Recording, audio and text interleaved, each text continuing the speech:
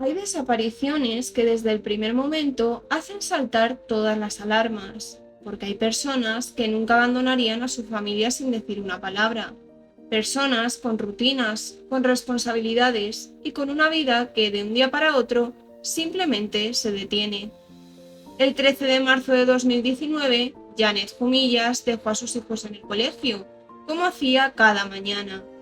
Tenía varias gestiones pendientes y después debía regresar para recogerlos, pero ese momento nunca llegó. Su teléfono dejó de responder. Nadie volvió a verla. Su coche apareció días más tarde perfectamente estacionado, como si nada hubiera ocurrido.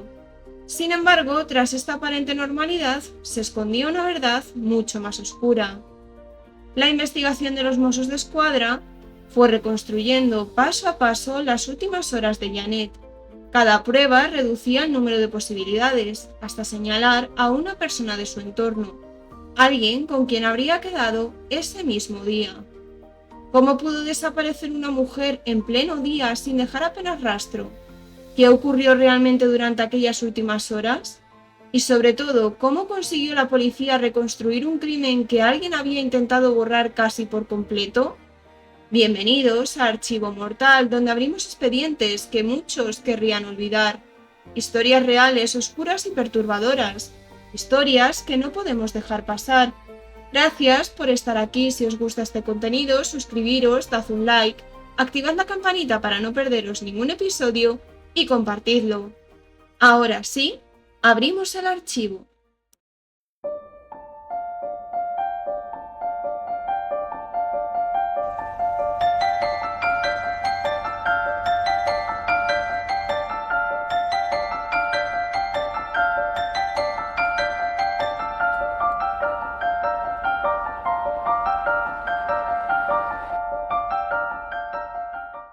La mañana del 13 de marzo de 2019 comenzó como cualquier otra para Janet Jumillas, una vecina de Viladecans de 39 años. A las 9 de la mañana dejó a sus dos hijos de 6 y 11 años en el colegio. Al despedirse les prometió que regresaría a recogerlos a la hora de siempre, sin que nadie pudiera imaginar que esa sería la última vez que la verían con vida. Tras dejar a los menores, Janet se desplazó en su coche, un Renault Megane blanco, hasta la vecina localidad de Cornellà de Llobregat, con el objetivo de resolver unos trámites pendientes en una oficina de la agencia tributaria. Hacia media mañana aparcó el vehículo cerca de la delegación de Hacienda y mientras caminaba se comunicó por mensajes de texto con un familiar cercano, mencionado como su sobrino en algunas fuentes y como su primo en otras, con quien solía desayunar habitualmente. A las 11:08 le envió un mensaje de audio por WhatsApp indicándole que estaba a punto de terminar sus gestiones y que en media hora se verían en Viladecans para desayunar. Esa fue la última comunicación que se recibió de Janet. Extrañado por la tardanza, su sobrino esperó durante una hora. Al no tener noticias, comenzó a enviarle mensajes de forma insistente, pero el teléfono de la mujer no volvió a registrar actividad. Con el paso de las horas, los mensajes de los familiares se acumularon sin obtener respuesta, lo que disparó las alarmas. Janet era una madre muy responsable que siempre avisaba ante cualquier imprevisto, por lo que dejar plantado a su sobrino sin explicación resultaba del todo ajeno a su comportamiento. Hacia las 4 de la tarde, la preocupación ya era absoluta. La familia intentó localizarla por todos los medios. Recorrieron el trayecto entre Viladecans y Cornellà, interrogaron a sus amistades y llamaron repetidamente a su móvil. En medio de la búsqueda, localizaron su coche en Cornellà. El coche estaba correctamente estacionado y no presentaba señales de violencia, lo que sugería que Janet sí había llegado a realizar sus gestiones en Hacienda, un hecho que la investigación posterior confirmó oficialmente. La gran incógnita era saber qué había ocurrido inmediatamente después. Aunque en las primeras horas las autoridades mantuvieron abiertas todas las hipótesis, incluida la de una marcha voluntaria, sus seres queridos la descartaron de inmediato. Janet jamás habría abandonado a sus hijos ni al resto de su familia de forma voluntaria. Además, no se detectaron movimientos en su cuenta bancaria, ni ningún indicio que apuntara a una fuga planificada. Al día siguiente, 14 de marzo, ante la persistente falta de noticias y con el teléfono móvil de Janet apagado o fuera de cobertura, la familia formalizó la denuncia por desaparición ante los Mossos d'Esquadra. A partir de ese momento se inició una intensa búsqueda vecinal. Amigos, familiares y voluntarios distribuyeron carteles con el rostro de Janet por Cornellá, Viladecans y los municipios colindantes, difundiendo también la alerta a través de medios de comunicación locales y redes sociales. Grupos de vecinos batieron descampados, caminos y polígonos industriales de la zona, mientras se organizaban concentraciones de apoyo en la plaza del pueblo. A una de estas convocatorias acudió visiblemente afectado su hermano Paco, con quien Janet mantenía una relación muy estrecha y compartía vivienda. Ante la gravedad de los hechos, los Mossos activaron a la unidad de personas desaparecidas y homicidios, asumiendo desde el primer momento que el escenario real era mucho más oscuro que una simple desaparición. Para reconstruir los últimos pasos de Janet, los investigadores se sumergieron en un entorno personal. La mujer residía en Viladecans junto a su madre y sus 2 hijos. Aunque se encontraba desempleada, se esforzaba por sacar adelante a su familia y realizaba trabajos esporádicos como cuidar a la hija de una amiga. A pesar de sus esfuerzos, atravesaba serios problemas económicos tras haberse separado del padre de sus hijos. Para subsistir y afrontar las facturas, Janet recurría también a la venta de pequeñas cantidades de sustancias estupefacientes, una actividad de riesgo que la expuso a personas poco recomendables.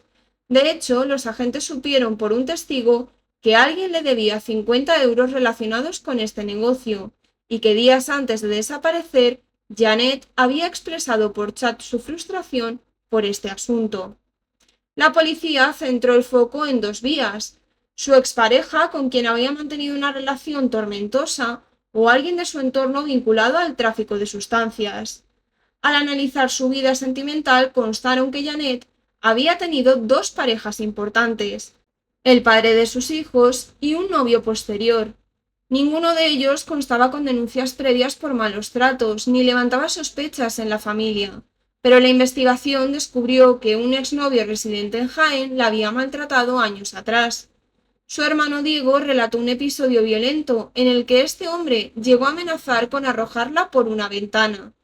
Pese a la gravedad del antecedente, la posibilidad de que hubiera viajado desde Jaén hasta Barcelona parecía remota, aunque los Mossos la valoraron brevemente. La línea de investigación más sólida conducía al entorno de las sustancias ilícitas, donde Janet había entablado relación con Aitor García, un hombre de 32 años originario del Prat de Llobregat, que se había mudado recientemente a un piso de Cornellá junto a su novia Elizabeth. Aitor, a quien la familia de Janet apenas conocía, tenía antecedentes por tráfico de drogas. Carecía de historial por delitos violentos y acababa de ser despedido de una nave de Amazon por ausencias injustificadas. El análisis de los registros telefónicos reveló un dato crucial. La mañana de la desaparición, Janet llamó insistentemente a Aitor en 4 ocasiones, entre las 8:39 y las 10:22. La última llamada duró 54 segundos y fue captada por una antena de Cornellá, cesando toda comunicación a partir de ese instante. Llamaba la atención que desde el momento de la desaparición, Aitor no volvió a telefonearla, rompiendo una dinámica muy frecuente. Entre enero y el 13 de marzo de 2019, ambos habían intercambiado 66 llamadas, la mayoría de ellas iniciadas por Aitor. Además, el testimonio de una amiga de Janet resultó determinante. Esta mujer, que había pasado con ella la tarde previa a la desaparición, declaró que Aitor se presentó brevemente en el domicilio de Janet. Tras abrazarla, se despidió diciendo en tono casual: «Mañana te enseño eso. ¿Sabes dónde es?». A lo que la mujer respondió: «Sí, sí, te veo mañana». Con estos indicios, los investigadores dedujeron que Aitor había citado a Janet al día siguiente en su piso de Cornellá, situado a solo 700 metros de la oficina de Hacienda y del lugar donde apareció el coche, con el pretexto de saldar la deuda económica o mostrarle algo relacionado con sus tratos. Janet, confiando en él por ser un cliente habitual, acudió a la cita tras realizar sus gestiones en la agencia tributaria, desviándose de su camino antes de ir a desayunar con su sobrino. El 21 de marzo de 2019, 8 días después de la desaparición, los Mossos d'Esquadra citaron a Aitor García para declarar voluntariamente en comisaría, en calidad de testigo. Aunque intentó mostrarse cooperativo, afirmando que Janet era solo una amiga y que desconocía su paradero, incurrió en flagrantes contradicciones, llegando a negar haber quedado con ella en su domicilio el día 13, algo que los registros telefónicos ya desmentían. Al terminar el interrogatorio, la policía le permitió marcharse, pero lo sometió a una discreta vigilancia, anticipando que intentaría destruir pruebas. Ese mismo 21 de marzo, los agentes captaron la evidencia gráfica definitiva. A primera hora de la tarde, Aitor salió de su vivienda, portando varias bolsas blancas de basura de gran tamaño, y se dirigió a un contenedor de la calle Carmelí de Cornellá, para arrojarlas en su interior. En cuanto el sospechoso se alejó, los investigadores recuperaron las bolsas. Al inspeccionar su contenido, hallaron 2 mochos de fregona empapados en sangre, unas gafas rotas y un trozo de cuerda con cabellos incrustados. Los análisis forenses posteriores confirmaron que tanto la sangre como los cabellos pertenecían a Janet Jumillas, y se constató que las gafas eran de su propiedad. Con esta prueba incriminatoria, el juzgado dictó una orden de entrada y registro para el piso de Cornellá. Al examinar la vivienda con reactivos químicos y luces forenses, los especialistas descubrieron restos biológicos en una pared y en el suelo de la sala principal, en el pasillo y en varios rincones de un ático, evidenciando que alguien había intentado limpiar un gran charco de sangre. Las paredes principales habían sido pintadas recientemente para ocultar las manchas, y se comprobó que faltaban 2 cuchillos de cocina y la cortina de la ducha.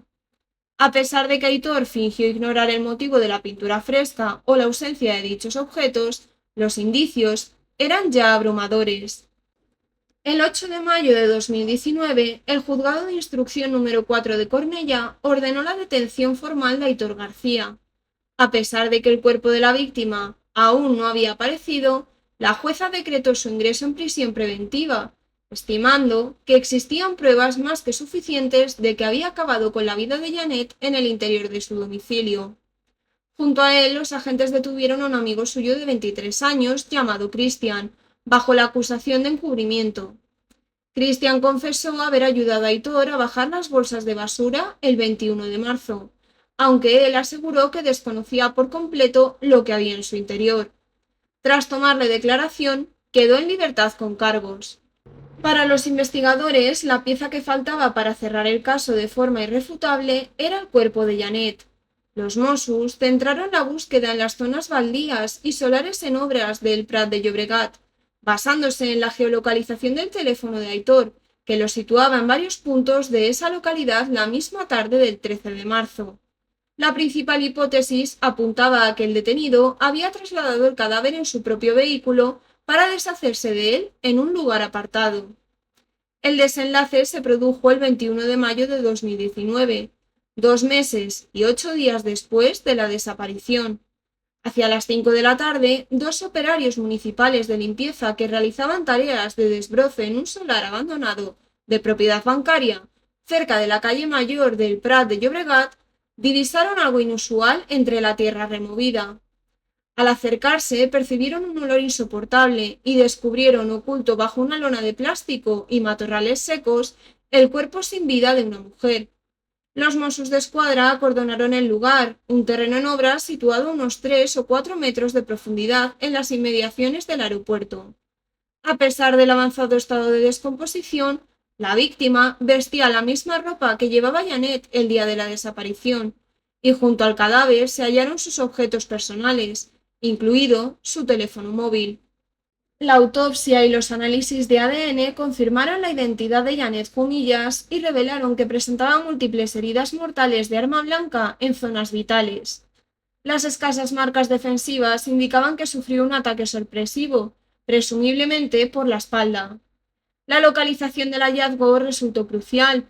El solar se encontraba a apenas 10 minutos en coche de la casa de Aitor, coincidiendo exactamente con el posicionamiento de su teléfono el día del crimen. La noticia supuso un golpe devastador para la familia de Janet, especialmente para su madre, Carmen Peña, quien en los meses previos ya había tenido que afrontar la pérdida de otros dos hijos, una a causa del cáncer y otro en un accidente. El municipio de Viladecans se volcó en muestras de apoyo, guardando minutos de silencio y celebrando vigilias en su memoria. Con la aparición del cuerpo, el modus operandi quedó esclarecido. Aitor mató a Janet a puñaladas en su salón, envolvió el cadáver probablemente usando la cortina de la ducha y lo trasladó en su coche hasta el descampado del Prat. Aunque la presencia de algunos residuos y objetos ajenos en el lugar del entierro generó dudas iniciales sobre si el cuerpo había sido movido con posterioridad o si Aitor había contado con cómplices, la investigación descartó la participación directa de terceras personas en el asesinato. Christian, el amigo investigado por encubrimiento, reiteró que solo ayudó con las bolsas de basura, sin conocer el crimen. Por su parte, la novia de Aitor, Elizabeth, declaró que pasó la noche del 13 de marzo en el piso, consumiendo sustancias junto a ellos, pero no constaba que hubiera visto a Janet ni que supiera nada de lo ocurrido. Finalmente, la Fiscalía dirigió la acusación en exclusiva hacia Aitor García como único autor material, y la jueza instructora elevó la causa a la tipificación de asesinato con alevosía. Tras el hallazgo del cadáver y tras meses de silencio en prisión preventiva, Aitor García modificó su estrategia y ofreció un relato alternativo para justificar lo ocurrido. Afirmó que una pareja de desconocidos, un hombre y una mujer, se había presentado en su vivienda junto a Janet para exigirle el pago de un dinero. Según su versión, él bajó a su coche a buscar el efectivo, y al regresar al salón se encontró a Janet ya asesinada por estas personas, quienes supuestamente lo amenazaron para obligarla a limpiar la escena del crimen. En diciembre de 2022, la Audiencia Provincial de Barcelona albergó el juicio con jurado popular. Aitor, que entonces tenía 36 años, se sentó en el banquillo acusado de los delitos de asesinato con alevosía y ocultación de cadáver. Durante las sesiones, el procesado se declaró inocente. Optó por responder únicamente a las preguntas de su propio abogado y mantuvo su versión de los supuestos desconocidos, sin aportar ninguna prueba que la sustentara. A lo largo de las comparecencias, varios testigos coincidieron en que el móvil del crimen fue la disputa por la deuda de 50 euros derivada de la venta de sustancias. Otro testimonio relevante fue el de Christian, quien ratificó que el 14 de marzo, el día posterior al asesinato, él, Aitor y Elizabeth permanecieron en el piso de Cornellá consumiendo drogas y durmiendo debido al malestar, lo que provocó que ninguno pudiera trabajar. Este detalle evidenció que Aitor intentó retomar la normalidad con sus amistades inmediatamente después del crimen, para simular que nada había ocurrido. Antes de pedirle ayuda a Christian el 21 de marzo para deshacerse de las bolsas de basura. El jurado popular emitió un veredicto de culpabilidad por unanimidad, considerando probado que la mañana del 13 de marzo de 2019, Aitor citó a Janet en su domicilio con la intención premeditada de matarla por sorpresa mediante el uso de armas blancas, declarándolo culpable tanto del asesinato como de la posterior ocultación del cadáver. El 10 de enero de 2023, la Audiencia de Barcelona dictó la sentencia definitiva, condenando a Aitor García a un total de 17 años de prisión y fijando 5 años adicionales de libertad vigilada, una vez cumpla la pena de cárcel. Asimismo, el tribunal le impuso el pago de una indemnización de 488.000 euros para la familia de la víctima y una orden de alejamiento que le prohíbe aproximarse a menos de 1.000 metros o comunicarse por cualquier medio con los hijos, padres y hermanos de Janet durante un periodo de 27 años.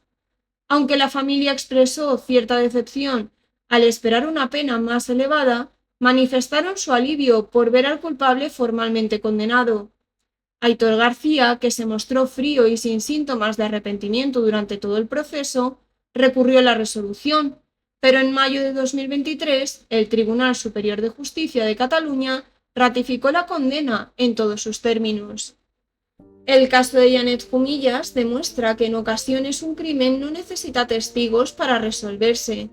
Quien intentó ocultar lo ocurrido creyó que bastaría con hacer desaparecer el cuerpo y eliminar las pruebas, pero la ciencia forense, el análisis minucioso de cada movimiento y el trabajo constante de los investigadores terminaron reconstruyendo una historia que parecía destinada a quedar enterrada para siempre. Nada podrá devolverles a sus hijos a su madre, ni borrar el dolor que dejó su pérdida. Pero la condena del responsable permitió que la familia obtuviera al menos una respuesta y que Janet no quedara reducida a una simple estadística de personas desaparecidas, porque detrás de cada expediente hay una vida, una familia y una verdad que merece ser contada con respeto. Si este caso te ha impactado, te invito a seguir el canal, compartir este episodio y dejar tu opinión, siempre desde el respeto, por supuesto. Me ayuda muchísimo a seguir investigando y dándole voz a otras historias. Nos escuchamos muy pronto con el siguiente caso.